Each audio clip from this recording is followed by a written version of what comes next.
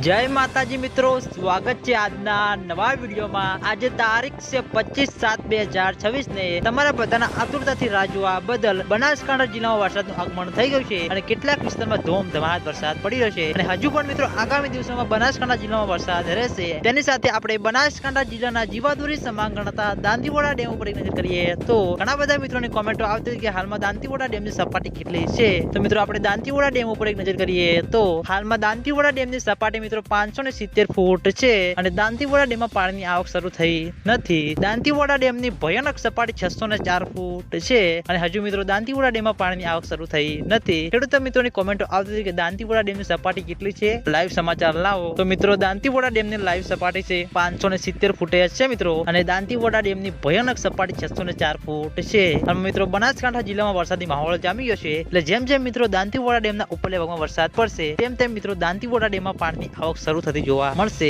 અને દાંતીવાડા ડેમમાં પાણીની આવક શરૂ થશે તો સૌથી પહેલા તમને બધાને આ ચેનલ દ્વારા વિડીયો બનાવીને જાણ કરવામાં આવશે। એટલે તમે બધા અમારી ચેનલ ઉપર નવા હોય તો વિડીયોને લાઈક કરી દેજો, કોમેન્ટ કરી દેજો અને ચેનલને સબસ્ક્રાઇબ પણ કરી દેજો। તો મિત્રો જય માતાજી।